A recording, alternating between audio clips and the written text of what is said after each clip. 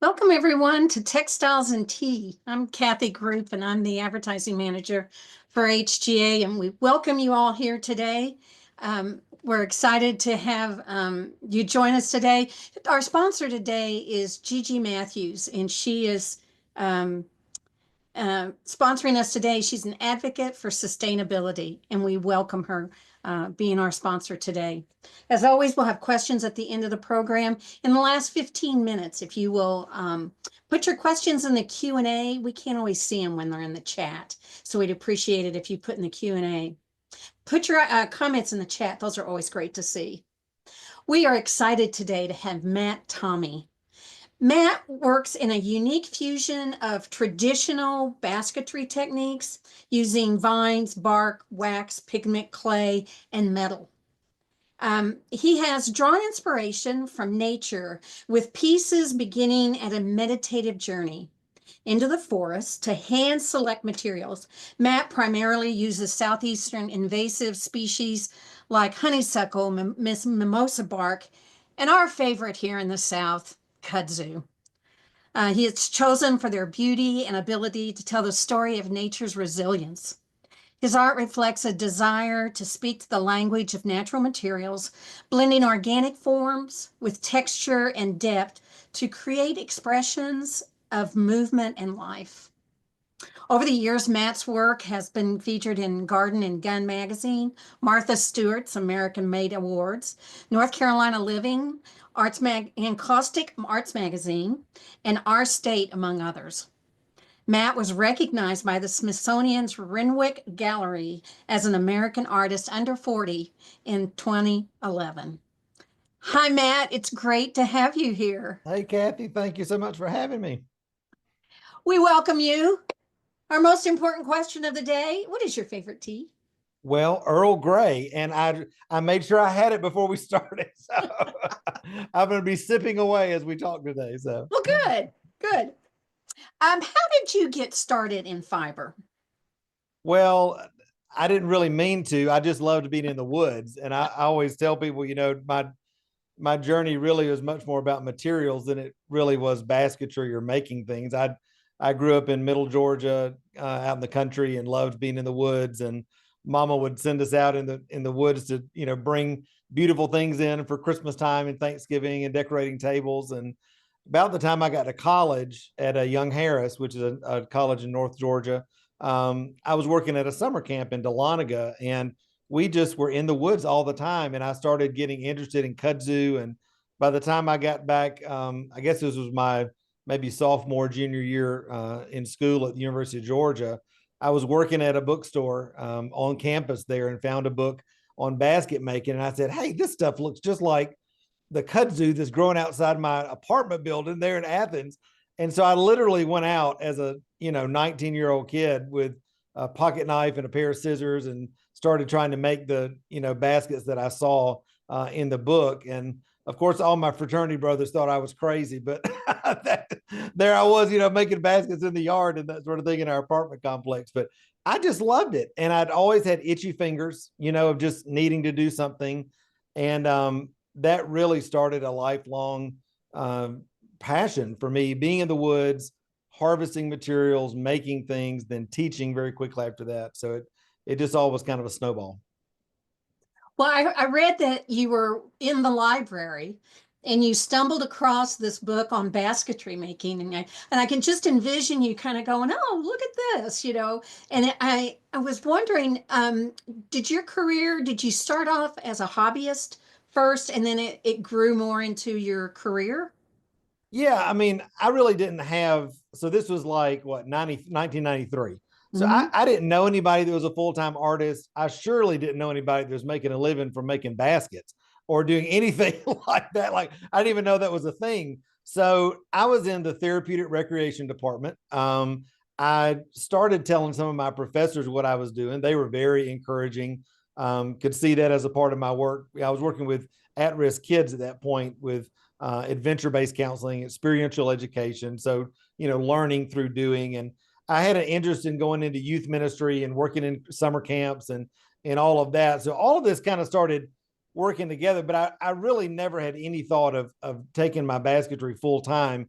But interestingly enough, after I got married and, got a job and go through several jobs and everything, every time things would get crazy or I wanted to quit or whatever, I would tell my wife, I was like, let's just sell everything, get an RV and go make baskets. And she was like, and that's not going to happen. But, but I always say, some people, some guys, play golf, others go fishing. I made baskets. And that was the thing that I did probably for 13, 14 years in the basement, in the garage, on the back porch during the fall when the weather was nice. I'd go out and harvest vines. And it really wasn't until 2008, 2009 that I started thinking, hey, I've done enough in my life. I'm good enough at this.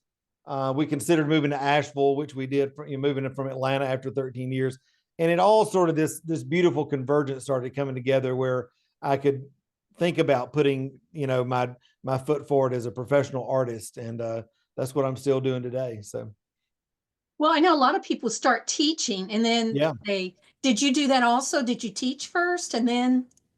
I did. And again, you just look back, I just shake my head now. I'm like, Lord bless his heart. I mean, I was 19, 20 years old. I started teaching ladies at my church. Anybody that wanted to know, I would teach them. And of course, as a college student, I'm like, I'm making $20 at a time or whatever. This is, and off of free materials. And it Oh, was so interesting. There was a lady, the right people come into your life at the right time. I'm just a big believer in that. And I was serving lunch at a church that I was a youth director at in Athens.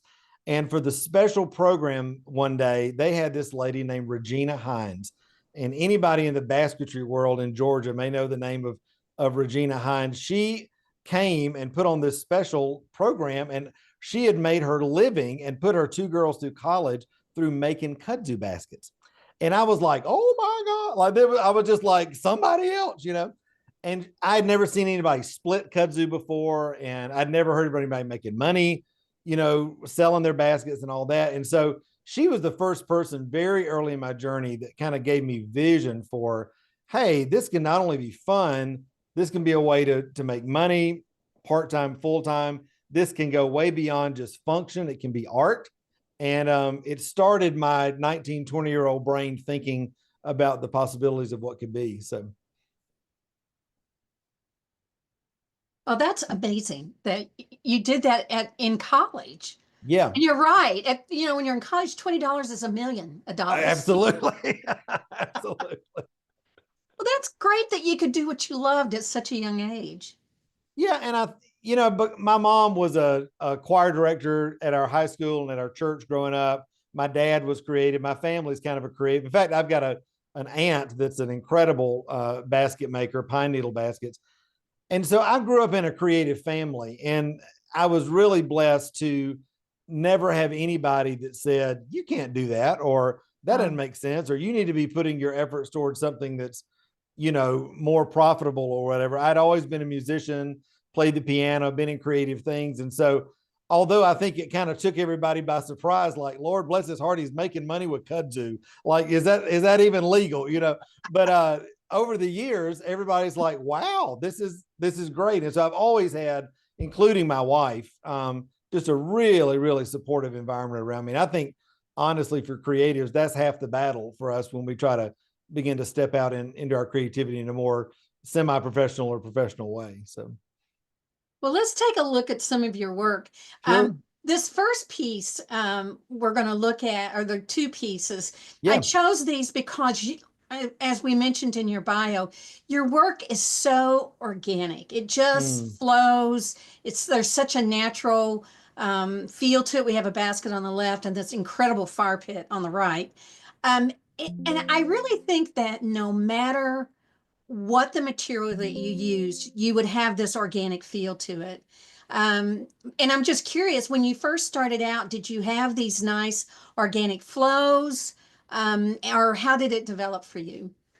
No, not at all. I mean, when I started out, so, there's me sitting in the grass at the apartment complex with a book on willow basket making. So, very traditional forms. I very quickly got interested in the Appalachian basketry tradition, which is very, European and influenced. So, very traditional, functional, handled rib baskets. And that's what I made for most of the time that I was a hobbyist. And they were always kind of funky and twisted just because of the nature of vines and natural materials and that sort of thing. But I think, like all artists, after you do something for long enough and you develop a level of mastery with it, you kind of start to get bored and look around. The other thing that happened, just very, I guess, I don't know what it just sort of, this transition sort of happened with me serendipitously. When I got to Asheville and we moved there and I started really wanting to make a living with my art, I noticed that it was very, very difficult to sell functional work for the prices that I needed in order to be able to support a full-time studio, make a living, da da da da. And I noticed that the more funky something was, the more twisted, organic, gnarled, whatever, people would just go crazy. And about that time, I started getting introduced to some other people in the wider basketry world, which, again, I'd kind of been in sort of a cocoon for a while, just kind of by myself. I met a guy named Michael Davis, who many listeners may know, who started the National Basketry Organization years ago, one of the fathers of the contemporary basketry movement. And he really became a real big source of inspiration and just direction for me. And he said, Matt, what you're doing is great, but he said, there's so much more in you. You've got to learn how to twine. And I'm like, I don't even know what twining is. No clue. But he said, begin to take this kudzu and just think about, beginning to twine. He says, once you learn to do that, he said, you can shape things and you could do crazy shapes. You could do all kind of stuff. And he began to show me artists and his work and other people just in the wider basketry world that were doing really organic shapes. And I was like, oh my gosh. And so I remember making a piece like this, a little taller, one day. And, I'm sure, like all fiber people, when you're making something, we're taught to do it the right way, right? Like there's a right way and a wrong way to do this. So I'm bringing my rib basketry, traditional basketry brain. I'm trying to twine this thing and make this sort of organic shape. And in the middle of it, as I get to the top, I hear inside myself, squeeze it. And I'm like, Really? I will not. Like, you don't do that. That's against the rules. You can't do that. But I just kept feeling this, squeeze it, squeeze it. When I squeezed it and I began to see that basket move and dance and flow, it was like something came alive in me. And it really began to show me that skill does not have to be something that limits us. Skill actually births freedom, right? So because it's only when you understand the nuance and the techniques of what you're doing that you can stand on those and say, now I want to let this thing become my language for creativity. And for me, that's what basketry is now. It's not just the culmination of, techniques and materials. It's really my language of expression. And I keep adding other dialects in, if you will, as well. But that's kind of how that started for me. And so I hope whatever I do, whether it's in clay or metal or natural materials, you can see my voice and my passion for the organic and for the natural world. So Well, I'm going to ask it because I know somebody will, and we might as well ask while we're looking at it. What is the fire pit made out of? copper. So it's Really? made of copper. I worked with a blacksmith friend of mine to make the base and to make the stakes. And I said, if you can make that, I'll come in and weave the copper. And we let it naturally patina into that verdigris, and just beautiful. I did a couple of those and just, it was kind of one of those things like, can this work? Can I do this? And I don't know that it was I wouldn't call it a direction for me, but it was kind of one of those moments of experimentation as I was trying out different materials in my journey and trying to figure out which ones do I really resonate with. So We're going to talk more about that in a yeah, minute, but I want to go back to a statement that you was kind of in your bio, but it's on your website somewhere, and it said each piece begins with a journey into the forest, yeah, and this is really essential to your work, isn't it? Would it you is would you talk because about that process? I appreciate that because I don't know who said this. I think I can't even attribute it to somebody, but they said anybody can weave a basket, but not everybody can make a basket. And this idea that, to fully make a basket, this whole tree or vine to basket process is much more than just learning techniques. It's about being in the woods and finding the right materials and processing it and preparing it and all that. And again, that's where my heart has always been, and is to be in the woods. And I think without knowing it, initially my jaunts into the woods would just be like, I'm going in to get materials and I'm getting out. But if you're in an environment long enough, it rubs off on you, and you begin to see the way nature moves and the wind blows and the way rocks pile up on branches in the creek beds, and you begin to see how nests get nestled in bushes and how they form with branches and just all this stuff. And so all of that is getting into my imagination and my creative heart, if you will, so that when I'm creating, I think spontaneously and even without me knowing, that sort of imagery and that sort of treatment and aesthetic is coming out in my work. And so I really started treating my times in the woods as a lot more sacred. The other thing I think that I recognized, probably, I'm 51, so I would say in my later 30s, early 40s, I'd gone through some jobs. I'd had a couple of small businesses, that sort of thing. You're just trying to find yourself during those days. And I always noticed that when I was in the woods, in the forest, by myself with the materials, I felt more me than any other time in life. And I don't know if that resonates with anybody. Maybe it's, if you're at the loom or you're stitching or whatever you're doing. But when I was in the woods, I'm like, man, this is who I was created to be. Like this is my sweet spot. And I really just learned to put that at the front of my creative journey instead of just using it functionally.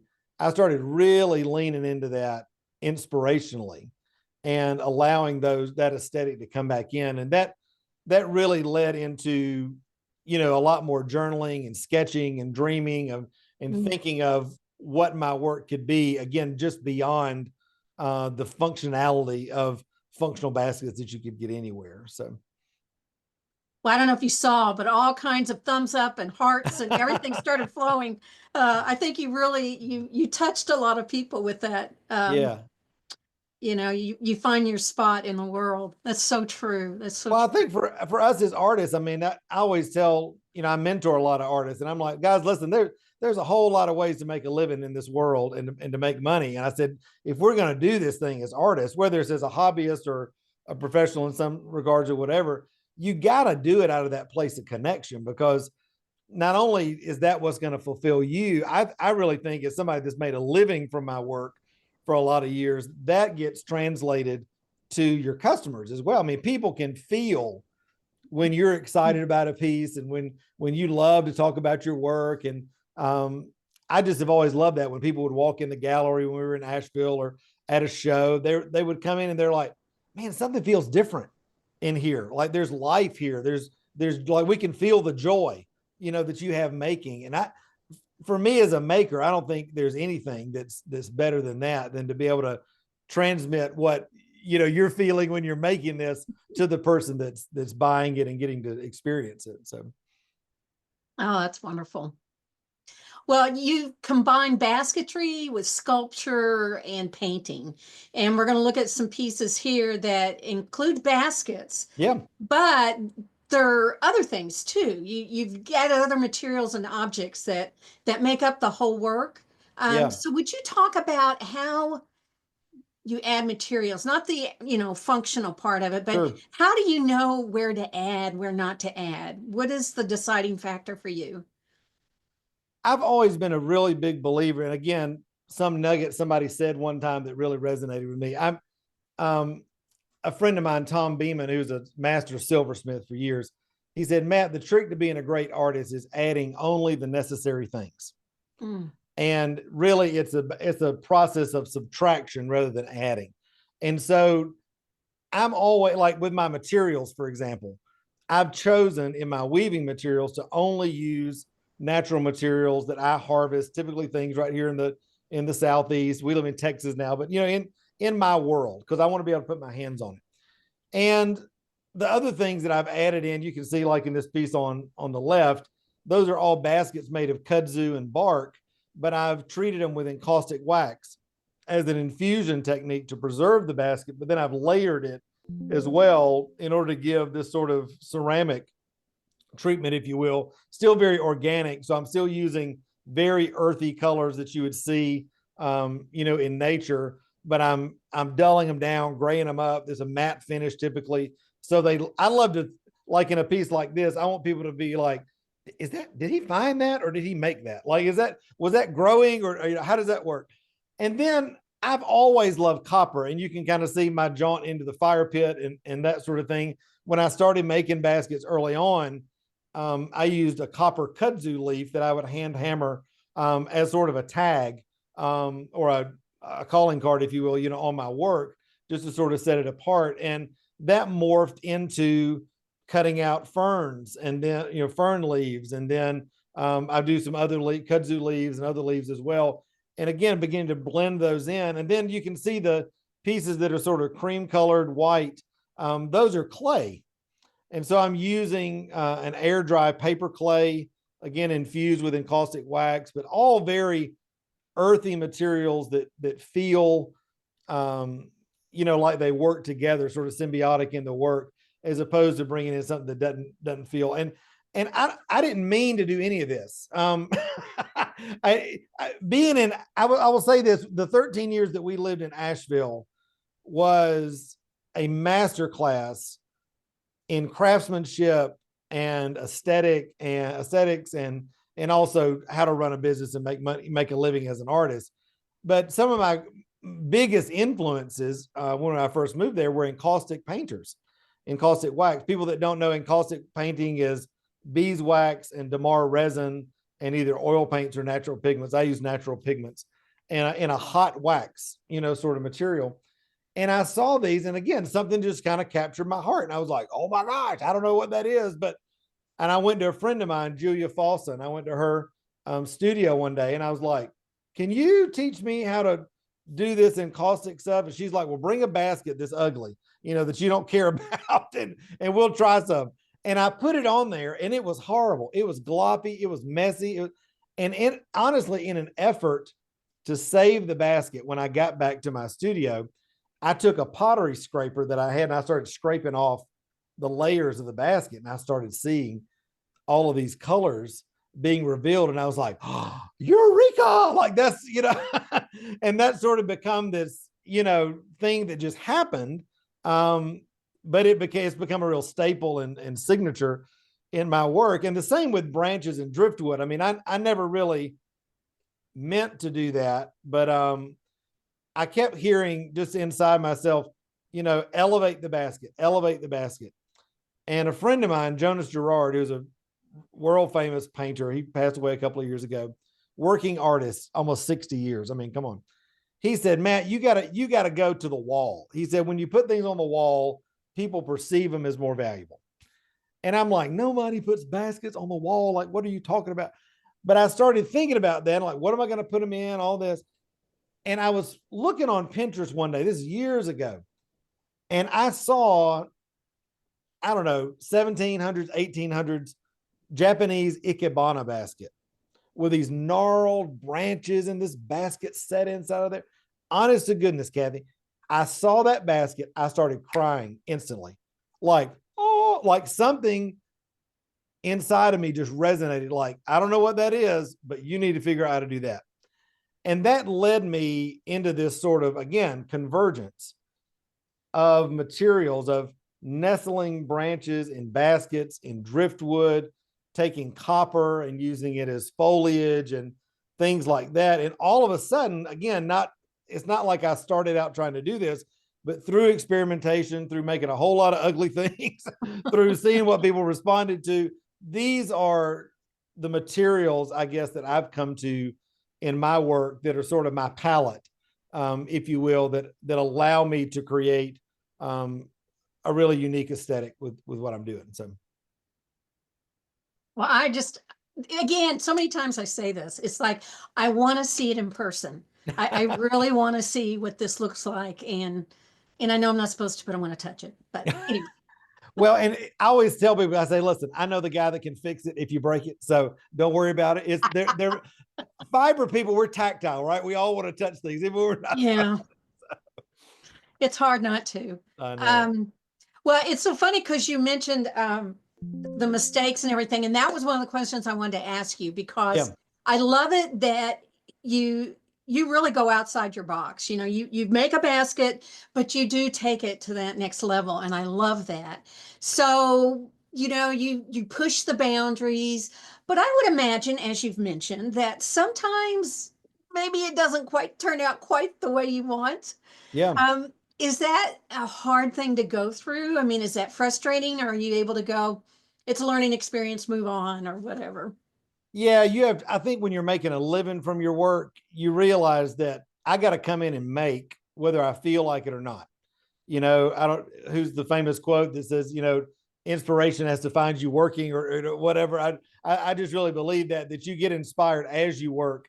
You can't wait to get inspired and then work. And so I think part of that is trying something and it not working. Or, I mean, I can't tell you how many baskets I've cut up, covered in encaustic wax, reshaped, whatever.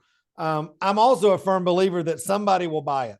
And I remember this time in my studio, I was teaching a class and the gallery was open and all this. And this lady comes in and she was like, oh, I've been wanting a Matt Tommey basket all my life. So she's going to, saunter around the studio and find the piece that resonates with her.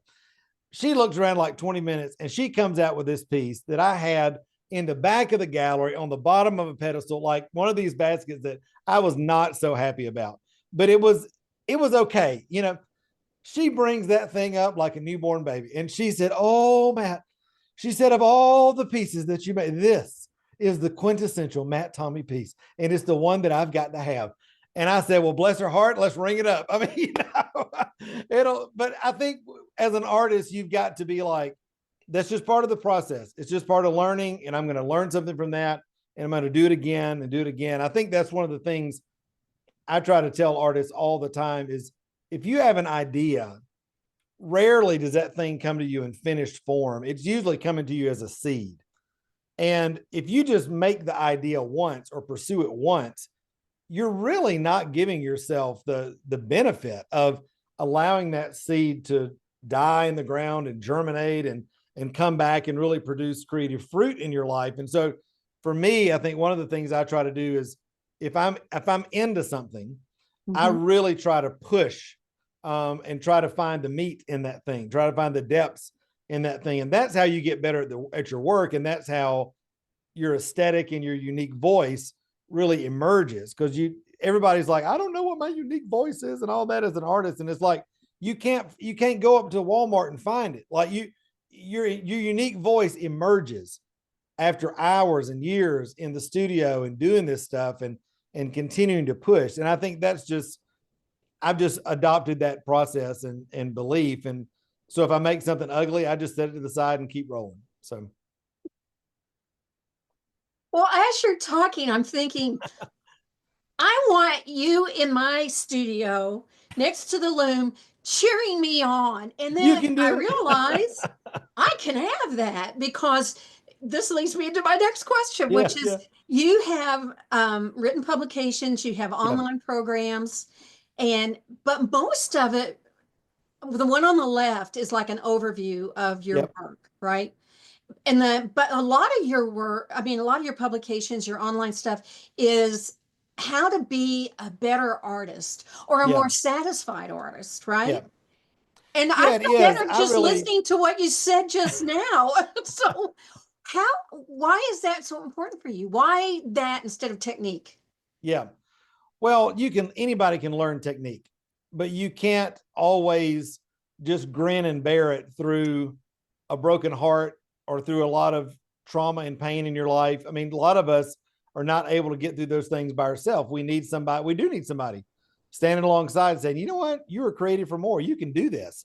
And I see great things in your art. If you'll just push all this mind stuff to the side and really be, who you're supposed to be, you can really do great things. And I just had a lot of baggage in my life growing up, and I was able to deal with that, thankfully, through my faith journey, through a lot of friends that were able to walk with me, mentors along the way. And that was really kind of the culmination of my first book, which is called Unlocking the Heart of the Artist, which was this effort to kind of talk about my journey. It's everything that I've written in that space is a faith-based journey for me. And so people resonate with that or they don't. But I think you can, even if you're not from that perspective, I think you can take a lot of the things that I talk about and use life lessons from that. All of that then turned into I was making baskets and doing all my gallery work and selling and all that. And I started speaking a lot at creative conferences and things like that. 2016, I did a tour to Australia where I was speaking a lot. I was teaching basketry. I was speaking at creative conferences. And I got home, and my son at that point was like 11, I think 12. And my wife's teaching full time at home, at school. And we just sat down. We're like, you know what? This is great. And I feel called equally to inspire artists as much as I do to make. But I can't do this thing of traveling all the time because I don't want to lose my family and relationships for on the altar of productivity, or whatever. And so we really felt led to start an online mentoring program back in 2016. And that is really just morphed. I mean, we've got artists in every different creative genre. We've got about 1,000 artists in that right now. We've got another smaller program that I've got about 15, 16 artists in where I individually work with them. And then I teach basket classes online. I've got, for the basket world kind of people. But that's as much a part of me as is the making. And I find that there are a lot of people out there that will tell you what to do, but few of them have actually walked the road. And I think what people, how do you say this? Humbly, I think what people have enjoyed about me is that I'm somebody that will tell you all the mistakes I made. I'll tell you all the roadblocks. I'll tell you all the places I stepped in the mud and try to use that as a place to inspire and lead you in a different direction for your creativity. And that's just resonated with people. And so we are so blessed. I mean, to be able to, I'm actively making in the studio every day, selling through galleries, doing commissions, all that. And I've got this other side where I've got a team of people that run our online mentoring program. And it's very, very, very fulfilling. I'm just super blessed to be able to do both. So, Well, we're going to look at another one of your pieces. Um, this image shows one of your sculptures over a new, oh, Mandy, we don't have our image. That's my piece called Iceberg. That was it's my new winter series. You know how to go with the flow, Matt. You're great. Anyway, I love this because I don't know I've ever seen an artist who, of all the people we've interviewed, showed what the piece looked like once it's been installed in a home. Yeah. This is brilliant, and it's just beautiful. And I kind of get the feeling, well, when you look, I go on your website and I look at this, it really feels like when you are working on a commission for someone, you really involve them Yeah. in the production of it and the installation. I do. Again, I've always been passionate about creating with a sense of place, not only where the materials came from and the piece reflecting that, but also where it's going. And I think because I'm one of these weird people that's just as much business person and entrepreneur and marketer as I am artist. And so my antennas are always up. I'm listening and watching, what do people like? How do they resonate with this? Whatever. And just a quick story. I had made a piece like this, but about 20, maybe 30 inches wide. A lady saw it at a show in Asheville. She called me a couple of weeks later. She said, "We love your work. We're building a big," well, she didn't say big, but they're building this monster mountain house. She said, "Would you come out here and look at this space? We want you to, could you do something like that 6 feet wide?" Well, as a working artist, the answer is always, of course I can. Now, had I ever done anything that big? No. But I went out there and it was just one of those customers who's become a friend now, probably one of the largest collections of my work. She said, "We love your work. We want it to be the centerpiece of our house. We want to do a 6-foot fireplace piece here over the mantle, similar to this one. But we also want you to walk through the house, and anywhere that you see your work would fit, let's just do it." And I was like, "Are you kidding?" Well, so we did that, picked out several spaces. And she said to me, she said, as they were clearing the land, they had took all this mountain laurel and pushed it down the mountain. If you want to go get some of that mountain laurel and use it to make our piece, wouldn't that be cool? I'm thinking in my, dumb brain, I'm like, free materials. Woo. Well, long story short, when I loaded up the van, when I got back to the studio and over a number of weeks started building this in the studio on the wall, people were coming in, watching it. I would tell that story and you would see people's eyes light up and they were like, could you do that for us? Would you be willing to come to our property and harvest for that? Do you do commissions? Could you do something for our wall, for the table, for this, for that? And it really started this sort of niche approach, if you will, to creating, where I stopped doing shows. I stopped doing galleries. I went 100% into doing commission work with high-end luxury mountain homeowners, because I would drive up there. I'd go through their land, harvest the materials, and make unique, one-of-a-kind pieces for them. And the beautiful thing was they never asked a price. Not that I was trying to gouge people, but price was never an issue. It was always the specialness of the thing. And again, that kind of client and that sort of engagement in the creative process was super, and continues to be super fulfilling for me, because I know that they're getting something that is not only hopefully beautifully crafted and made, creatively, but it's also a story that's connected to them and connected to their land. And I just know that that's going to live, hopefully a lot longer than I do. So. Yeah, I love that, of the material from the land. And I am too. My eyes are lighting up going, what a great idea. I know. Right? What a connection. Yeah. It's not yeah. just a piece, it's from the land. I Yeah. love that. Well, I tell my students all the time, Kathy, I say, people don't buy art because they need it. People buy because of connection. And all of us have that opportunity to tell the work of our story and the, influence of what we do. And I think the more that you can build that and connect with people, the more that you'll not only have people buy from you. A one-time purchase is great, but when you have people start coming back and they start bringing their friends and telling others and all of that, that's when it becomes viral, if you will, to use a now word.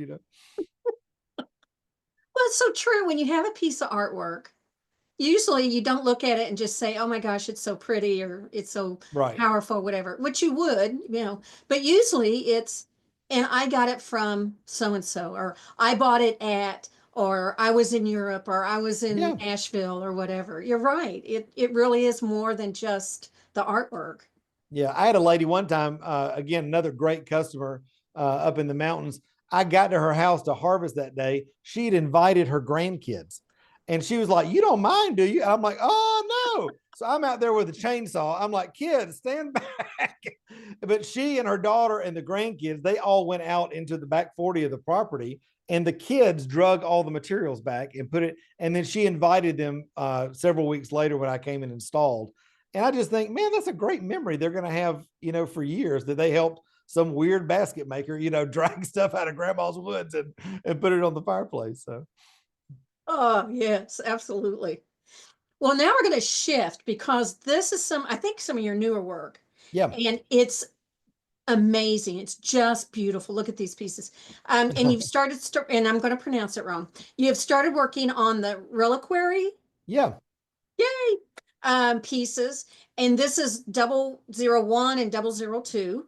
Would you explain what that is and why this is so important? Why this shift? Well, it was interesting. In 2018, my mom moved to Asheville, and within short order, we realized she had stage 4 bone cancer, and she ended up passing away. Really traumatic. Really put a big stop sign in my creative process. I mean, I was just really hurting emotionally and all that.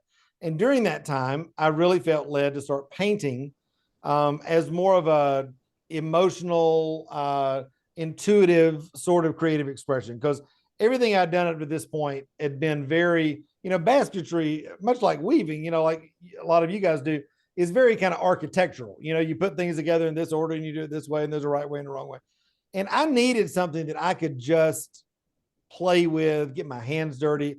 And honestly, that was a big venture for me. So anyway, I started playing with cold wax, natural pigments, oil paints, that sort of thing, and started doing abstract cold wax painting. Again, not any thought of ever selling it. I just loved it, loved the texture, the work, all that. And so I've been messing around with that for years.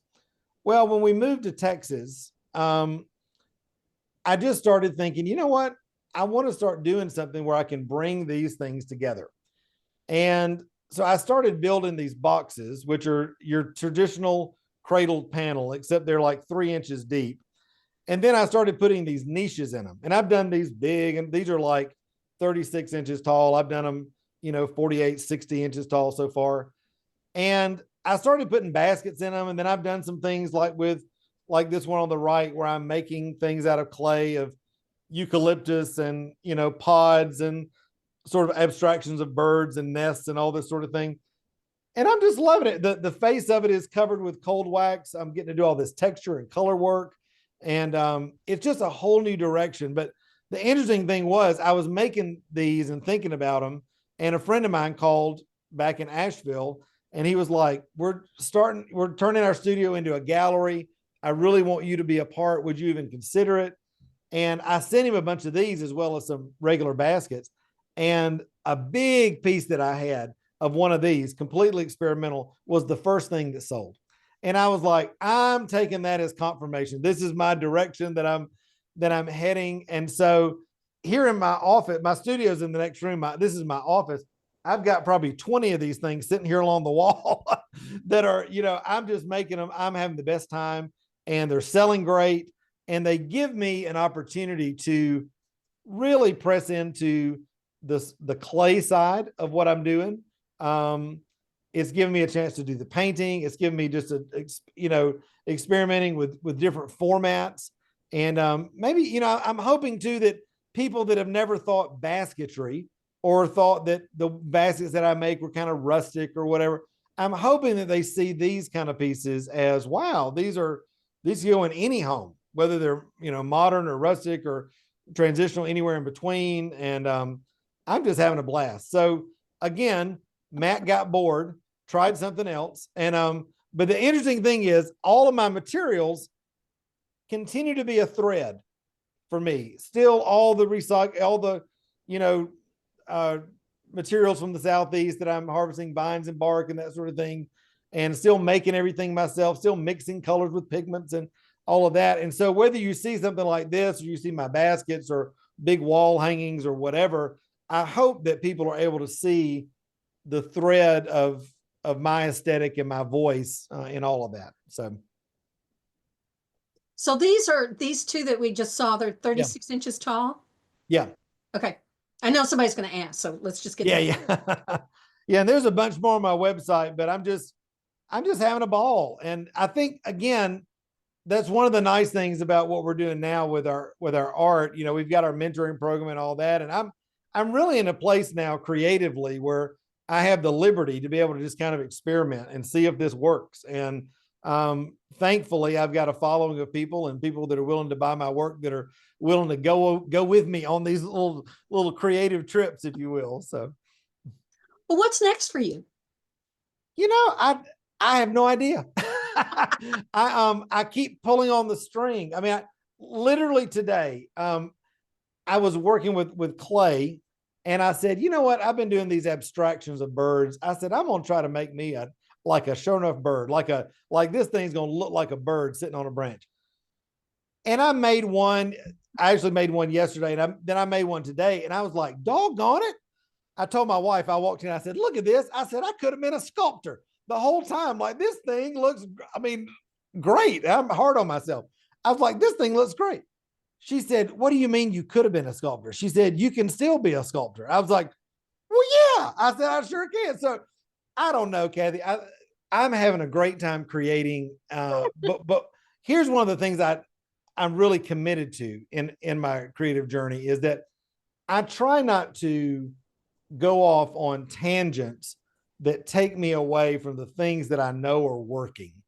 I know for me, the basketry and metal and clay and encaustic and this nature inspired aesthetic, that's who I am, right? That's really working. And I'm looking, as I'm learning new techniques like this sculpture thing or whatever, I'm always thinking of ways, how does that fit into what I'm doing? How can that, not in a tchotchke way, but in a really elegant, you know, simplified way, add to what I'm doing rather than it becoming a hot mess of just a whole bunch of disparate sort of things. And I think I feel good about it. And I told somebody the other day, I said, I'm a maximalist. I know I'm always wanting to add. I should have been a florist in another life. I get it.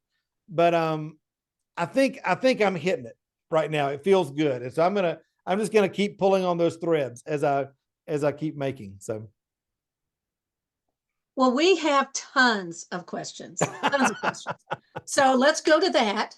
sure. And actually, this is a great question because I was going to ask it, but I didn't. And I'm going to let Linda ask it. She wants to know, at what point did you feel like an artist versus a craftsman? Well, I tell my students all the time, I said, you know the difference between art and craft? And they say, what? I said, about $1,000. And I I think it was when I realized that basketry could be a language, I could honor basketry in all of my years of making functional work, but that basketry could be a language for me. That my baskets didn't have to just say function; they could actually have this greater artistic value. And for me, and so leaning into the sculpture part of my work, nestling these baskets that look like, you know, like I stopped, like in these pieces, you don't see rims on the baskets. You don't see bases on you don't see, I'm just trying to do things that are evocative of nests and pods and things like that. And so I think that's when I started kind of saying, okay, I got all the basics. Now I'm going to break all the rules now that I know them. That's when I had the freedom. I think I had enough skill to be able to say, I'm going to jettison some things, take some other things with me, and lean into the creative side of this and let my baskets become a canvas, if you will, rather than just a functional end in themselves. So I like that language. That's a great way of putting it. I love that. That's good. All right. You have a lot of people just saying they love your work. I Oh, think it's very unique. They're very excited about it. thank you. Thank you. Um, this Sue, that's a good question because I was thinking the same thing, but I forgot to ask it. On the piece that we showed, the image we showed of the piece on the mantle, Yeah. I noticed there was lighting behind it. Was that something that they did? You suggested? I mean, how involved are you in the installation? Do you say, "Oh no, you can't put it there; it's just not going to work," or whatever? The good thing about where I've been, and especially doing these big wall, I've done these up to 18 feet. So I mean, so you're definitely into the installation. You're the guy that, somebody buys something like that, they're scared to death to touch it. So they're like, you got to come put it up, do the do the whole thing. Here's the other side of what I learned though. When you're in somebody's home, they're bringing you coffee. I've had people fix breakfast for me. I had a lady one time do an installation party, invited all her friends. They're watching us put it up. I love that because it's building connection, building story, but also I get to take pictures of my work in somebody's home. And so everything, when you go to my website, people will see I've got your traditional gradient background, kind of formal pictures of my work, but I have a ton of pictures of my work in $1 million plus homes that are, ones that I took when I was there and installed. And what that did for me, from a perception standpoint, very quickly, is that it let other people know that had those kind of homes know, hey, this is somebody that's working in these homes. You can trust him. His work is worth this. Other people are doing this. It just sends that message. So I'm very involved in that whole process. In fact, most of the time, people will tell me, I like these 3 pieces that you've done in the past, but we need it to be bigger, smaller, different color, whatever. Just do what you want. And I usually will choose a branch or choose a style, do a sketch for them. And then they, Oh, you know, if I can sketch it, I can make it. I sketch off of a real branch. So it's an actual branch. So I know that. And then if I can draw the baskets, I can make it. And so that's what they sign off on from the commission.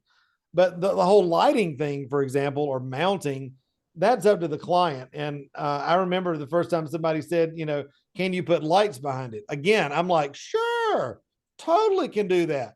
I had no clue how to do that. So I'm immediately getting off the phone going, oh my God, how am I going to light a basket?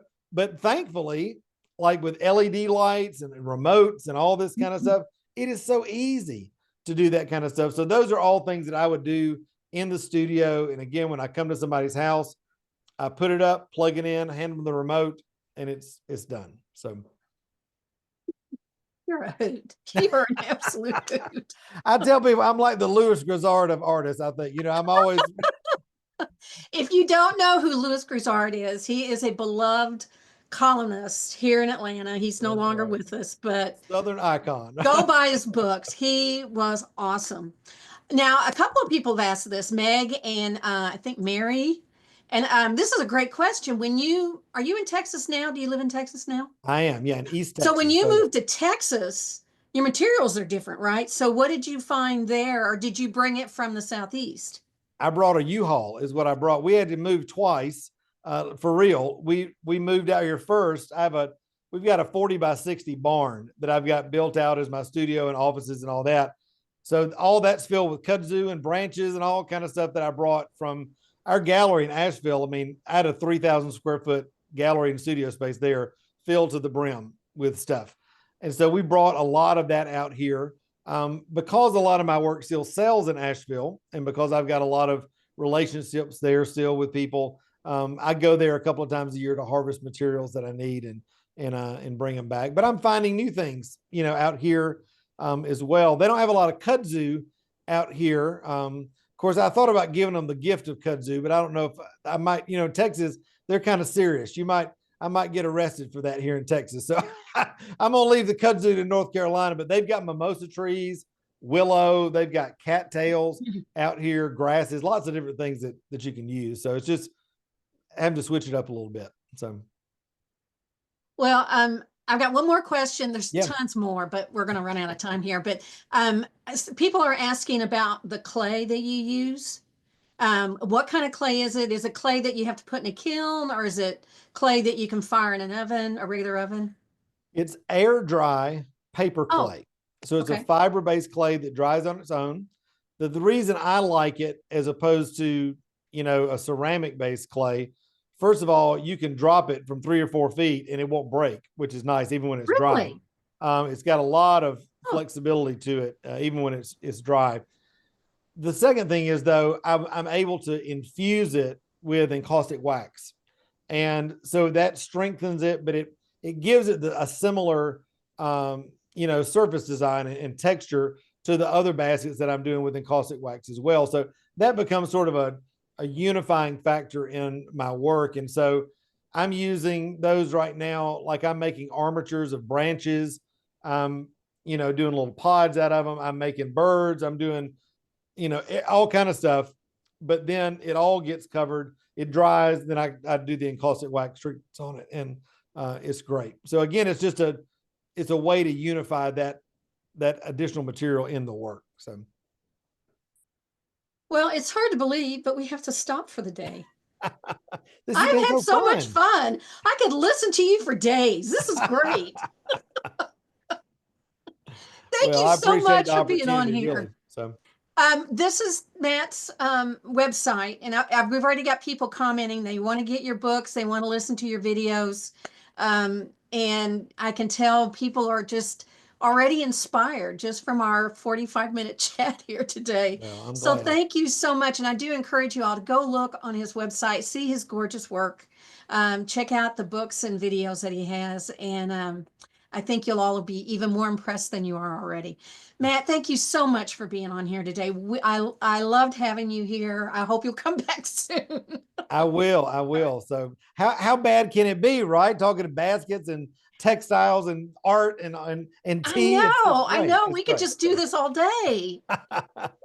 Well, Kathy, thank you so much. And thanks to the team at Handweavers. Y'all are doing great work for so many years, and just so honored that I was asked to do this. So, Oh, well, thank you. Thank yeah. you. And we want to thank our sponsor today.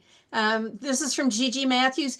Gigi, I hope you enjoyed this. You had a wonderful session to be the sponsor for. Thank you so much. We appreciate it. She's an advocate for sustainability. Is that not a perfect sponsor for this? We're all excited that anybody can find a use for kudzu.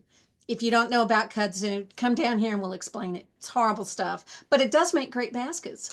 Thank you, Gigi. We appreciate you sponsoring us today. If you would like to sponsor an episode of Textiles and Tea, or your guild or your business, go on our website and you can go to the Textiles and Tea tag, and you can find a place to sponsor. You can choose a date that you would like, or you can give me a call and we'll work it out. So thank you so much again, Gigi, for sponsoring today. We really do appreciate it. Um, we want to thank everybody who has donated to our $200 for our 200th episode.